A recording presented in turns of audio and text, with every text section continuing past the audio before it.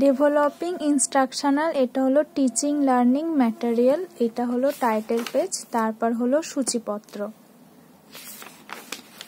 তারপর এখানে ভূমিকা আছে, তারপর শিক্ষামূলক প্রদীপন ও উপকরণ, শিক্ষামূলক প্রদীপনের গুরুত্ব,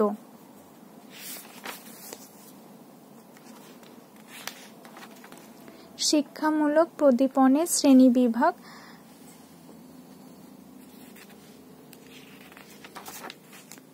এবার এনসিইআরটি প্রদত্ত শিক্ষণ সম্পদের শ্রেণীবিভাগ।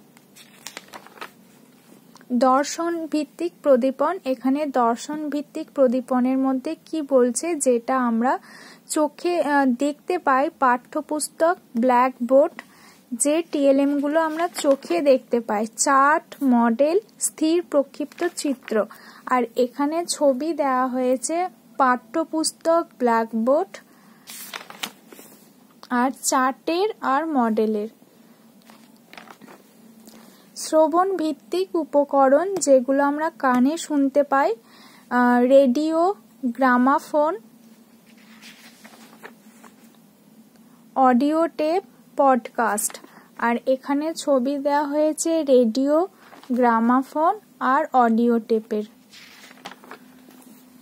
দৃশ্য ও শ্রাব্য উপকরণ, যেগুলো চোখেও দেখা যায়, কানেও শোনা যায়, যেমন টেলিভিশন, কম্পিউটার, এগুলো আমরা চোখেও দেখতে পাই আবার কানেও শুনতে পাই। এছাড়া ভিডিও, মোবাইল, আর এখানে ছবি দেওয়া হয়েছে টেলিভিশন, কম্পিউটারের, তারপর মোবাইল, ভিডিওর, ডিভিডির। তারপরে আসছি নির্দেশনামূলক উপকরণ প্রস্তুতিতে শিক্ষক বা শিক্ষিকার ভূমিকা। এখানে শিক্ষকদের কি ভূমিকা হয় বা শিক্ষার্থীদের, সেই সম্পর্কে 5টা পয়েন্ট লেখা। তারপর শিক্ষার্থীর ভূমিকা, শিক্ষকের হলো শিক্ষার্থীর কি ভূমিকা। তারপর আসছি উপসংহার, তারপর গ্রন্থপঞ্জি। এখানেই হলো এই প্র্যাকটিকামটা কমপ্লিট।